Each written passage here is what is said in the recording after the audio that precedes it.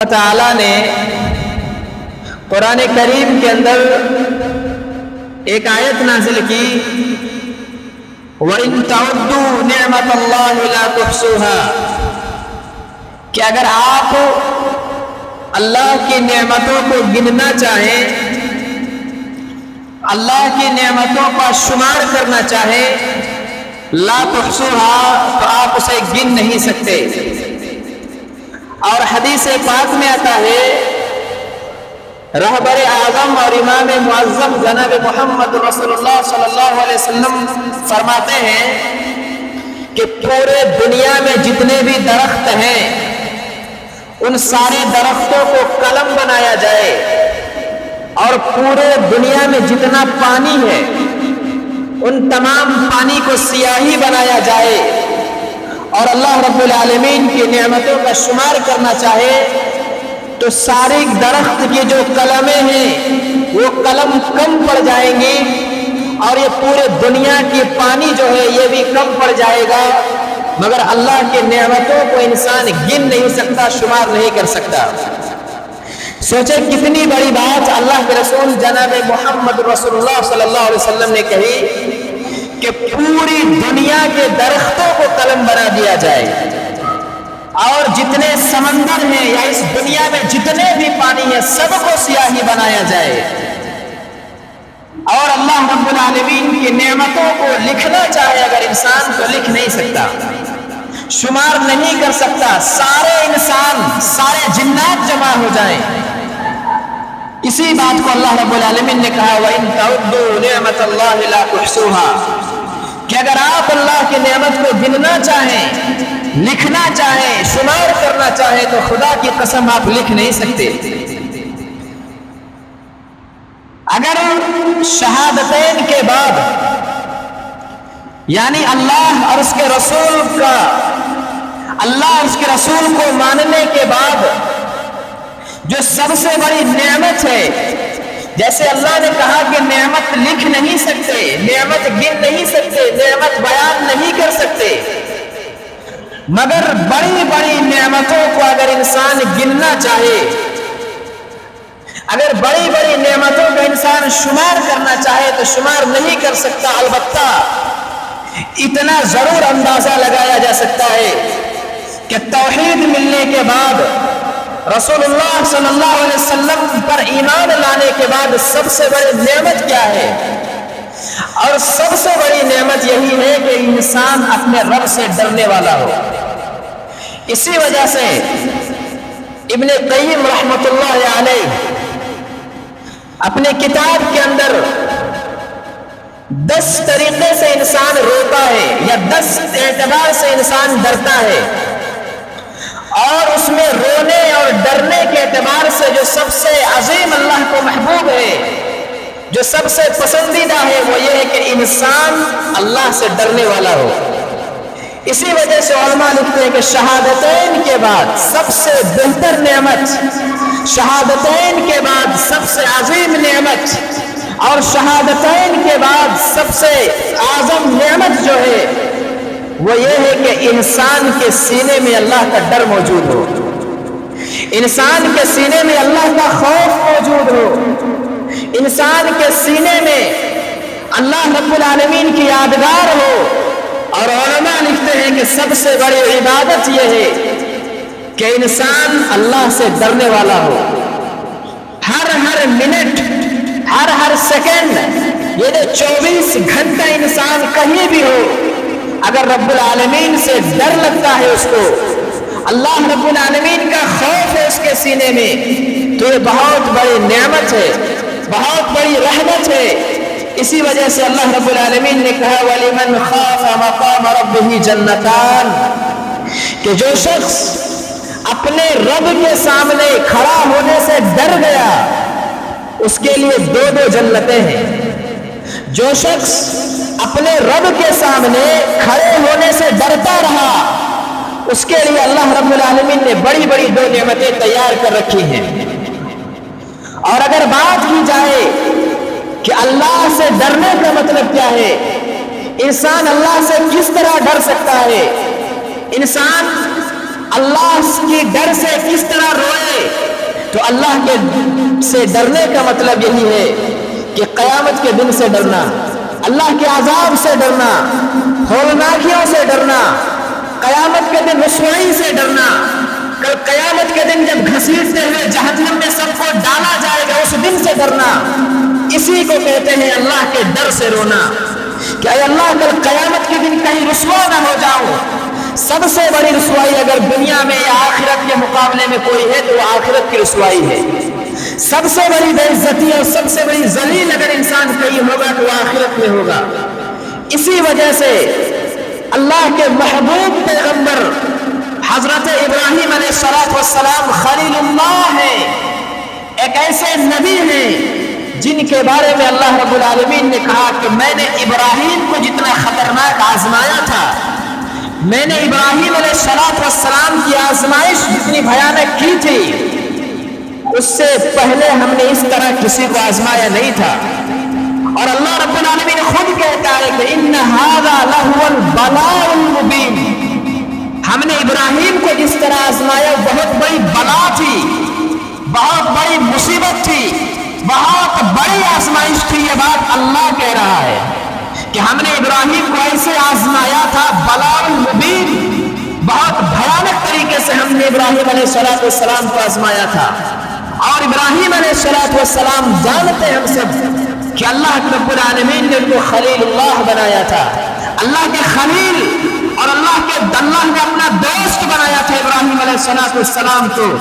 ایک ایسے عظیم نبی، ایک اتنے بڑے رسول جب وہ انتقال کے آخری مرحلے میں پہنچتے ہیں اور آخری سمے میں جب وہ جانتے ہیں کہ اب میری روح پرواز ہونے والی ہے، اب میں اللہ سے ملنے والا ہوں، تو سب سے بھیانک ڈر جو ان کو تھا ابراہیم علیہ السلام کو، اسی چیز کا ڈر تھا کہ اللہ کا قیامت کے دن رسوا ہونے سے بچا لینا۔ اسی وجہ سے اللہ رب العالمین نے ابراہیم کی بات کو قرآن میں نقل کیا، ابراہیم کی بات کو قرآن میں اتارا اور قیامت تک آنے والے لوگوں کے لیے عبرت اور مثال بنا دیا۔ اور ابراہیم کی دعا کو اللہ نے قرآن میں لکھ دیا۔ ابراہیم علیہ السلام نے کہا تھا لا تخزنی یوم یبعثون، پروردگار اس دن رسوا نہ کرنا جس دن بندوں کو اٹھایا جائے گا، جس دن تم بندوں کا حساب و کتاب کرو گے۔ لا تخزنی یوم یبعثون، جس دن بندوں کو بات کیا جائے گا، اٹھایا جائے گا، اے اللہ اس دن رسوا نہ کرنا۔ یوم لا ينفع مال ولا بنون، جس دن نہ تو مال فائدہ دے گا نہ اولاد کام آئیں گے۔ یوم لا ينفع مال ولا بنون، نہ جس دن نہ تو اولاد اپنا خون کام آئے گا نہ اپنے کمائی ہوئی دولت کام آئے گی۔ اے اللہ اس دن رسوا ہونے سے بچا لینا۔ یہ ڈر تھا ابراہیم علیہ السلام کو مرتے وقت۔ پوری زندگی اللہ کی عبادت میں گزار دیے، نافرمانی کا منہ نہیں دیکھا، لیکن وفات کے وقت ان کو یہ ڈر ہے کہ کہیں اللہ رب العالمین قیامت کے دن مجھے رسوا نہ کر دے، اللہ کل قیامت کے دن مجھے تمام فرشتوں کے سامنے ذلیل نہ کر دے۔ اور بار بار یہ دعا ورد کرتے ہیں، زبان پر لاتے ہیں، روتے ہیں اور کہتے ہیں رب لا تخزنی یوم یبعثون، اے اللہ اس دن ذلیل نہ ہونے دینا کہ جس دن کی رسوائی سے بڑی رسوائی نہ دنیا نے کبھی دیکھا اور نہ قیامت میں اس سے بڑی رسوائی کبھی ہو سکتی ہے۔ اور یہ دعا کرتے رہے۔ اسی لیے کہا کہ شہادتین کے بعد، اللہ اور اس کے رسول کو ماننے کے بعد، یہ نعمت توحید کو ماننے کے بعد، ایمان کو پانے کے بعد سب سے بڑی دولت اگر انسان کماتا ہے دنیا میں تو وہ دولت ہے اللہ کا ڈر۔ انسان کے سینے میں اللہ کا ڈر موجود ہوتا ہے، انسان کے سینے میں اللہ کا خوف موجود ہوتا ہے۔ اگر لوگوں کے سامنے ہے تو برائی سے رکا ہوا ہے، تنہائیوں میں ہے تو اللہ کا ڈر ہے اس سینے کے اندر۔ اسی وجہ سے جناب محمد رسول اللہ صلی اللہ علیہ وسلم نے کہا کہ دو آنکھ ایسی ہیں کہ ان کو لیے جہنم حرام ہے، یعنی دو آنکھیں ایسی ہیں جن پر جہنم کی آگ کو رب العالمین نے حرام کر دیا ہے، یہ کبھی بھی جہنم جا نہیں سکتی، یہ دو آنکھیں کبھی بھی اللہ کے عذاب کو پا نہیں سکتی۔ عذاب پانا اتنا ہی مشکل ہے جتنا کہ تھن سے نکلا ہوا دودھ واپس تھن میں جانا ناممکن ہے۔ تھن سے نکلا ہوا دودھ جس طرح واپس نہیں جا سکتا اپنے تھن میں، ٹھیک اسی طریقے سے دو آنکھیں ایسی ہیں کہ وہ زندگی میں کبھی بھی جہنم نہیں جائیں گی، ان پر اللہ رب العالمین نے حرام کر دی ہے۔ اور ایک آنکھ ہے رجل ففا خالیا ففاضت عیناہ، ایک انسان ہے تنہائی میں موجود ہے، قرآن پڑھ رہا ہے، ایک انسان تنہائی میں ہے، رب العالمین کو یاد کر کے روتا ہے، ایک انسان تنہائی میں ہے، قیامت کی یاد آتی ہے، اللہ کی رسوائی کی یاد آتی ہے، اللہ کس طرح رسوا کرے گا وہ یاد کر کے رو پڑتا ہے۔ انسان تنہائی میں ہے، برائی کی دعوت دی جاتی ہے، وہ اس گناہ سے باز رہ کر کے اپنے آپ کو روکتا ہے اور رب العالمین کی یاد سے رو پڑتا ہے۔ یعنی تنہائی میں رونے والے انسان کی آنکھ کو اللہ رب العالمین نے حرام قرار دیا ہے، جہنم جا نہیں سکتا ایسا انسان۔ اگر انسان کبھی تنہائی میں عبادت میں ہے، اللہ سے لو لگا رہا ہے اور کہہ رہا ہے رب العالمین زندگی میں مجھ سے بڑے بڑے گناہ ہو چکے ہیں، پروردگار زندگی میں بہت غلطیاں کر چکا ہوں، اس دل میں زنگ لگ چکا ہے، اور اس افسوس میں اگر رب العالمین کی یاد سے رو پڑتا ہے تو اس کے لیے جہنم حرام ہے۔ یہ بات اللہ کے رسول جناب محمد رسول اللہ کہہ رہے ہیں۔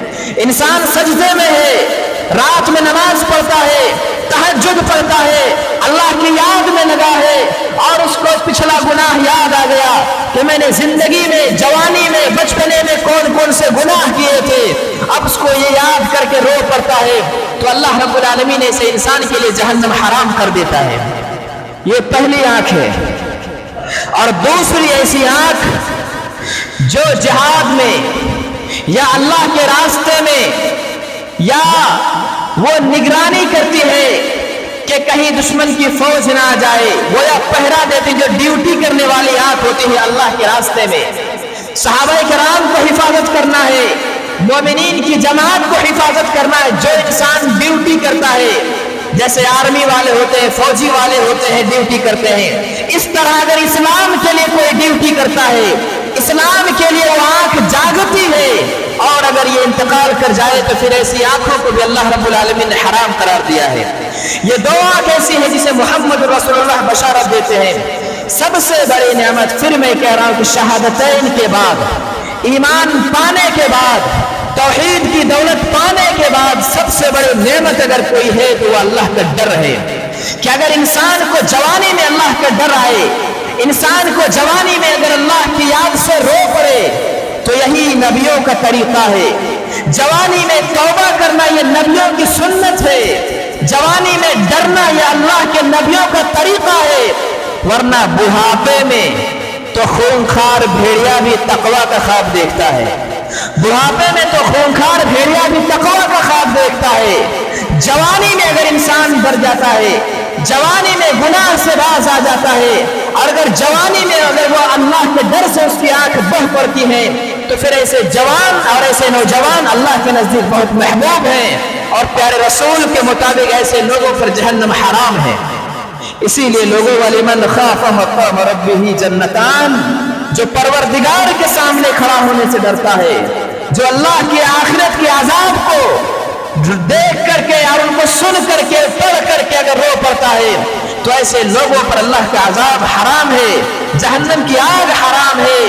اور اگر آپ دیکھیں اللہ کے رسول جناب محمد رسول اللہ صلی اللہ علیہ وسلم کے بارے میں پڑھیں، ابن مسعود رضی اللہ تعالی عنہ سے کہتے ہیں، ابن مسعود رسول اللہ کہتے ہیں، اپنے صحابی اپنے ساتھی سے کہتے ہیں، ابن مسعود مجھے قرآن پڑھ کے سناؤ۔ تو صحابی رسول کہتے ہیں، اللہ کے رسول قرآن تو آپ پر نازل ہوتا ہے، قرآن تو آپ پر نازل ہوا ہے، میں آپ پر قرآن پڑھوں، میں آپ کو قرآن سناؤں؟ تو اللہ کے رسول کہتے ہیں ہاں مجھے قرآن پڑھ کر کے سناؤ۔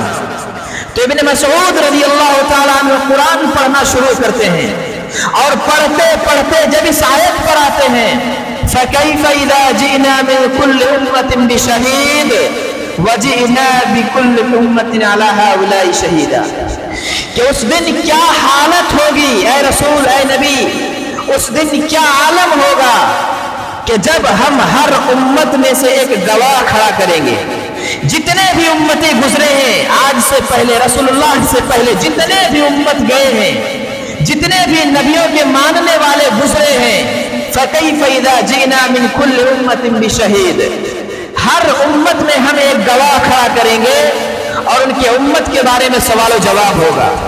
और फिर नबी उस दिन क्या हालत होगा कि आपकी उम्मत में गवाह बनाकर हम आपको खड़ा करेंगे और रसूलुल्लाह के गवाही के मुताबिक फैसला होगा। रसूलुल्लाह गवाही देंगे कि मेरा फला उम्मती कैसा रहा है, मेरा फला उम्मती कैसा है, मेरा फला बंदा फला उम्मती कैसा है, अल्लाह का जो फला बंदा है जो मेरा मानने वाला है वो कैसा है। जब इस आयत पे पहुंचते हैं तो अल्लाह के रसूल रोने लगते हैं और कहते हैं हस्बुक हस्बुक, रुक जा रुक जा। और इब्न मसूद कहते हैं कि मैं पलट के देखता हूं तो अल्लाह के रसूल इतने रो रहे थे कि दाढ़ी मुबारक आंसुओं से भीग चुकी थी, क्योंकि अल्लाह के रसूल अपने जिस उम्मत के लिए पूरी जिंदगी रोते रहे, अल्लाह के रसूल अपने जिस उम्मत के लिए पूरी जिंदगी पत्थर खाते रहे, अल्लाह के रसूल अपने पूरी जिंदगी नमाज में हाथ उठा के दुआ करते रहे, अल्लाहुम्मा हदी कौमी फइन्नहुम ला यालमून, और उम्मत के खिलाफ कभी बद्दुआ नहीं की। हर हाल में पत्थर खाकर, गालियां खाकर, जिल्लत और रसवाई का सामना बर्दाश्त करते हुए भी अपने उम्मत की भलाई के लिए दुआ की। कल वही नबी अगर अपने उम्मत के खिलाफ ये कहें, ऐ अल्लाह ये मेरा जो उम्मती है बिगड़ा हुआ था, तेरे दीन से दूर था, शरीयत से नाबलद था, शरीयत से दूर था, अल्लाह उसके रसूल के फरामीन को एराज कर बैठा था, उस दिन अल्लाह के रसूल सच्ची गवाही देंगे और सच्ची गवाही देने की वजह से मोहम्मद रसूलुल्लाह के मानने वालों को जहन्नम में डाला जाएगा। तो जाहिर से बात है मोहम्मद रसूलुल्लाह को अफसोस होगा या नहीं? अफसोस इसी वजह से अल्लाह के रसूल रो पड़ते हैं और कहते हैं इब्न मसूद अब रुक जा, आगे न पढ़, अब मोहम्मद रसूलुल्लाह ये बर्दाश्त नहीं कर सकते। इसीलिए लोग चाहे कि अपने दिल में अल्लाह का डर मौजूद रखें, तन्हाई में हो अल्लाह का डर मौजूद रखें, आप भीड़ इलाके में हो अल्लाह का डर सीने में मौजूद हो। ये ना कहे कि अल्लाह तो बड़ा गफ्फार है, अल्लाह तो बड़ा गफूर रहीम है, अल्लाह तो माफ करने वाला है, सत्तार है, पर बुराइयों पर पर्दा डालने वाला है। अगर अल्लाह ये जान ले, अगर अल्लाह गफूर रहीम है, इस पर हमारा ईमान है, अच्छी बात है।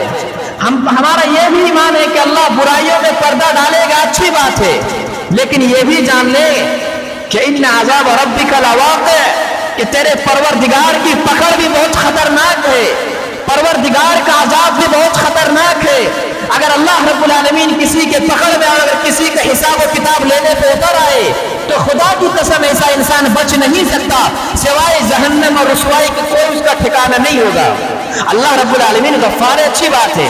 हम गुनाह करके कह देते अल्लाह माफ करने वाला है, बड़े बड़े गुनाह करके कह देते हैं अल्लाह सत्तार है, अल्लाह गफूर रहीम है, अल्लाह रहमान है, अल्लाह रहीम है। ठीक है, इस पर ईमान जरूरी है, मगर क्या सिर्फ ईमान गफ्फारियत का सहारा लेकर, अल्लाह माफ करने वाला है इसका सहारा लेकर, अल्लाह रहमान और रहीम है इसका सहारा लेकर हम बुराई करते रहे, अल्लाह बड़ा रहम करने वाला है इसका सहारा लेकर हम गुनाह पे गुनाह करते रहे, अल्लाह बड़ा माफ करने वाला है इसका सहारा लेकर पर्दे के पीछे बुराई पर हम बुराई करते रहे?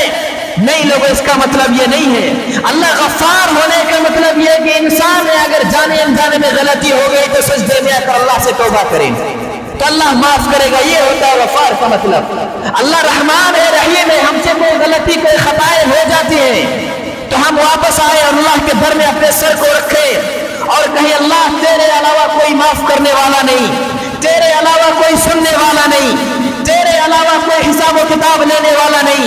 ऐ अल्लाह तू मेरे आमाल को जानता है, तू मेरे करतूत को जानता है, परवरदिगार तूने माफ न किया तो मैं रुसवा हो जाऊंगा, तूने माफ न किया तो कयामत के दिन जलील हो जाऊंगा। ये बात रब से कही जाए, सुनाया जाए, रब को बताया जाए और फिर तौबा इस्तिग़फ़ार किया जाए, इसका मतलब होता है कि अल्लाह बड़ा गफ्फार और रहीम है। वरना आप गौर व फिक्र करें कि अबू बकर सिद्दीक रज़ी अल्लाह ताला अन्हु कितने बार जन्नत की खुशखबरी मोहम्मद रसूलुल्लाह ने सुनाई है। अबू बकर जो नबी के गारे यार हैं, जिंदगी भर के साथी हैं, अबू बकर जो जन्नती हैं रज़ी अल्लाह ताला अन्हु, कितने बड़े सहाबी रसूल हैं। और ये जब इनको आखिरत की याद आती है तो एक परिंदे को देख करके कहते हैं, एक परिंदे को देख करके कहते हैं कि उनकी खुश नसीबी पर रश्क करते हुए कहते हैं कितना अच्छा है कि परवरदिगार ने तुझे परिंदा बनाया है, कितना अच्छा है कि परवरदिगार ने तुझे परिंदा बनाया है। ला हिसाब अलैका वला अज़ाब, ना तो तुम्हारे लिए हिसाब व किताब होगा ना तुम्हारे लिए कोई अजाब है। यानी एक परिंदे को देखकर उसकी खुश नसीबी पर अबू बकर ये रश्क करते हैं कि अल्लाह रब्बुल आलमीन ने परिंदा बनाकर कितना बड़ा एहसान किया है तुझ पर कि तेरे लिए ला हिसाब अलैका वला अज़ाब, ना तो कोई हिसाब लेने वाला है ना कोई अजाब होने वाला है। ताकुलो, तुम खाओ पियो और इसी तरह मौत के घाट फना हो जाओ और ये जिंदगी खत्म। यानी अबू बकर भी रज़ी अल्लाह तआला अन्हु क़यामत की होलनाकी से डर कर एक परिंदे को कहते हैं तू बहुत बेहतर है, एक चिड़िया को देखकर कहते हैं तू बहुत खुश नसीब है कि परवरदिगार ने तुझे परिंदा बनाया है।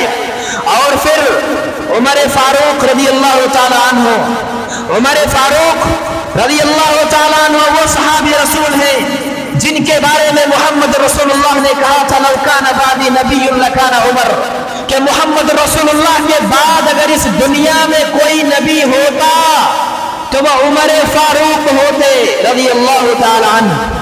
लौ कान बादी नबी लकान उमर, कि मोहम्मद रसूलुल्लाह के बाद भी अगर अल्लाह किसी को नबी बनाता, नबियों का सिलसिला जारी रहता तो मेरे बाद खुदा की कसम ये उमर फारूक नबी बनते।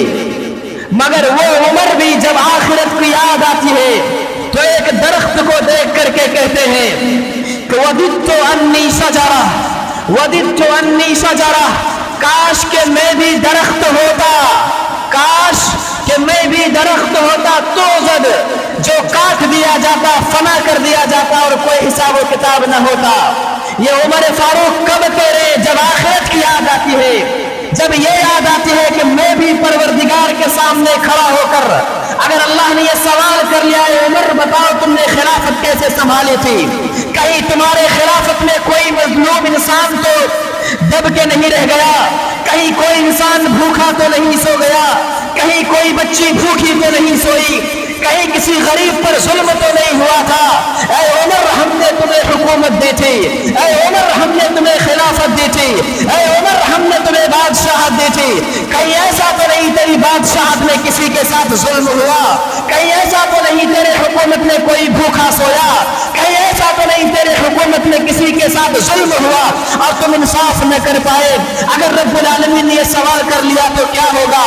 जब इस चीज को याद करते हैं तो कहते हैं दरख्त वदित्तु अन्नी शजरा, तो कल काश के मैं भी तेरी तरह दरख्त होता, काट दिया जाता। ला हिसाब अलैका वला अज़ाब, ना हिसाब होता ना अजाब होता। ये कौन कह रहे हैं? वो सहाबी रसूल कह रहे हैं जो जन्नती है, जिसे मोहम्मद रसूलुल्लाह ने जन्नत की खुशखबरी सुनाई है, जिन्हें मोहम्मद रसूलुल्लाह ने यहाँ तक कह दिया कि मेरे बाद अगर कोई रसूलुल्लाह की तरह अजीम इंसान बनता तो वह उमर फारूक होता, मेरे बाद अगर नबूवत की कुर्सी अगर कोई संभालता अगर तो वो उमर फारूक होता। कितनी बड़ी बात मोहम्मद रसूलुल्लाह कह रहे हैं। और वो उमर जब हिसाब और किताब की बात आती है तो कहते लौ अन्नी शजरा तुज़ब, काश के उमर को भी दरख्त की तरह बना दिया जाता और काट के खत्म कर दिया जाता और अल्लाह हिसाब और किताब ना करता। गोया डर है लोगों, गोया ये डर है कि कहीं उमर को कयामत के दिन फंस ना जाए। तो फिर हमारे और आपके अमाल का क्या हाल है? हमारे और आपके करतूतों का क्या हाल है? हमारा और आपका अंजाम क्या है? ये हम खुद अपने बारे में ज्यादा जानते हैं, हम अपने नफ्सों के बारे में ज्यादा जानते हैं कि रब्बुल आलमीन से कितना डरने वाले हम हैं, रब्बुल आलमीन के बताए हुए तरीके के मुताबिक कितनी जिंदगी गुजारने वाले हैं, दिनों रात हमारी रातें कैसे गुजरती हैं, हमारा दिन कैसे कटता है, ये हमसे बेहतर कोई नहीं जानता। इंसान जिस पे बीतती है, जो दिन गुजारता है, रात काटता है, उससे बेहतर कोई नहीं जानता। अब आप गौर व फिक्र करें कि क्या आप इस लायक है कि अल्लाह अगर आपको अभी मौत दे दे और हिसाब व किताब करने पर आ जाए तो आप सही सही हिसाब दे ले जाएं? क्या हमारे आमाल ऐसे हैं कि अगर अल्लाह ने मौत के घाट उतार दे اور ابھی فرشتے کرامن فرشتے اگر قبر میں اگر ہمارا حساب و کتاب لینے پر آئے تو کیا ہم بچ جائیں گے؟ کیا ہماری نیکیاں اس قدر ہیں کہ اگر اللہ رب العالمین شہادتین کے بعد یعنی اللہ اس کے رسول کے سوال کرنے کے بعد ہمارے اعمال کا حساب لینا شروع کرے تو کیا ہماری نیکیاں اس قدر ہے کہ ہم قبر میں بچ جائیں گے؟ یہ محاسبہ انسان کو کرنا ہوگا لوگوں، کیونکہ اللہ رب العالمین بار بار ایک آیت کہتا ہے یا ایھا الانسان ما غرک بربک الکریم، اے انسان تجھے تیرے پروردگار سے کون سی چیز دھوکے میں رکھی ہے؟ اے انسان تیرے پروردگار سے کون سی چیز تجھے دور کیے ہوئے ہے؟ اللہ کے گھر سے تمہارا رشتہ توڑے ہوئے کون سی طاقت ہے؟ اللہ کی شریعت سے تم دور ہو، کس نشے میں دور ہو؟ اللہ کے گھر سے دور ہو، کس وجہ سے دور ہو؟ کون سی ایسی عظیم نعمت تمہیں حاصل ہو گئی کہ تم نے قرآن بند رکھا ہے، اللہ کو بھولے رکھا ہے، شریعت سے ناواقف ہو، شریعت سے دور ہو، مسجد جیسی عبادت سے مسلمان ہونے کے باوجود دور ہو؟ اے انسان کس غفلت میں ہو؟ غفلت کی کون سی چادر اوڑھے ہوئے ہو؟ یہ اللہ سوال کرتا ہے یا ایھا الانسان ما غرک بربک الکریم، کون سی غفلت کی چادر اوڑھے ہوئے ہو؟ کون سی چیز سے دھوکہ کھائے ہوئے ہو؟ کون سی ایسی چیز ہے کہ تمہیں تیرے پروردگار کے عذاب سے ڈر نہیں لگتا؟ کون سی ایسی چیز ہے؟ اللہ رب العالمین سوال کرتا ہے، یہ اللہ رب العالمین سوال کرتا ہے لوگوں۔ اسی لیے چاہیے کہ ہمیں اپنے اعمال میں تھوڑے غور و فکر کریں، اعمال میں سدھار لائیں۔ اللہ قرآن کریم میں سورہ بقرہ کے اندر ایک آیت نازل کر کے انسانوں پہ منہ پر اللہ رب العالمین ایک طرح کا تماچا مارتا ہے۔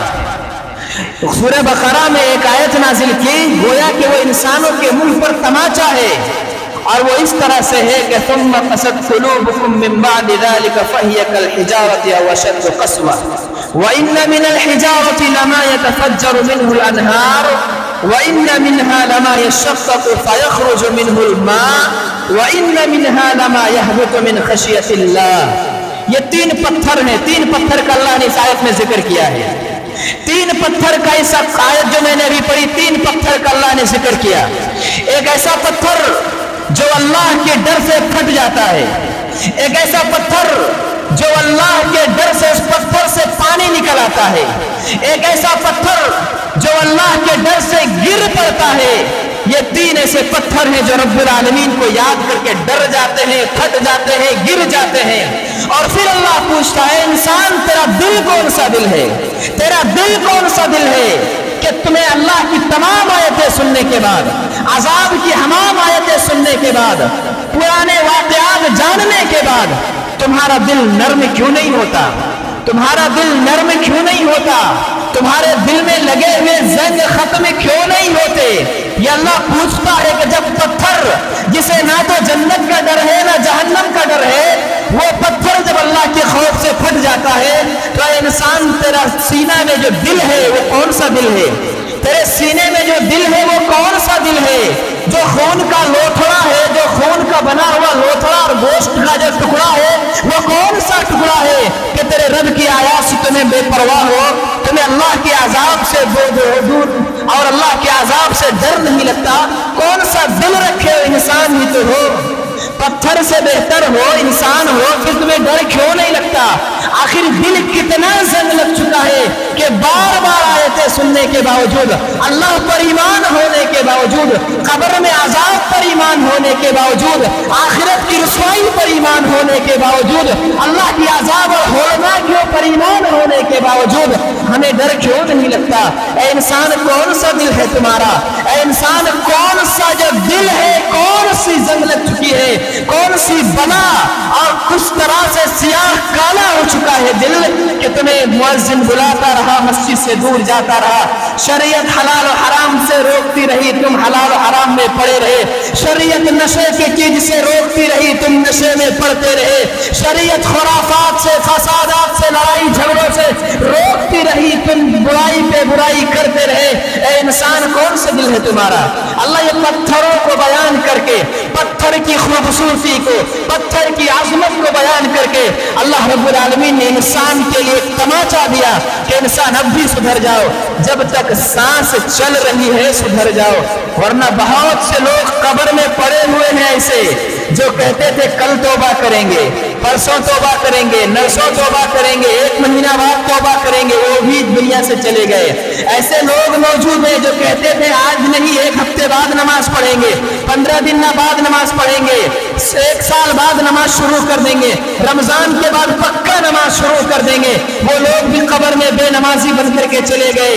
तो फिर हमें क्यों नहीं डर लगता? बड़े से बड़े दौलतमंद जिनके प्लेट और घर और सीढ़ियां सोने और चांदी की हुआ करती थी, जिनमें छत चढ़ने के लिए सीढ़ियां सोने की हुआ करती थी, इतने रईस लोग दुनिया में आज उनका नक्शा मिट चुका है। बड़ी बड़ी खूबसूरतियों के मालिक जिनके चेहरों में इतना नूर था, इतनी खूबसूरती थी, आज वो खूबसूरती भी मिट्टी में मिल चुकी है। खूबसूरत लोग, अमीर लोग, दौलत वाले, पैसे वाले, ये तमन्ना रखने वाले कल से हम सुधर जाएंगे, सब लोग मौजूद हैं कब्रिस्तान में। फिर हम भी उसी का इंतजार कर रहे हैं कि हम भी वही कहते कहते कब्र में चले जाएं। लोगों, वक्त ज्यादा हो चुका है।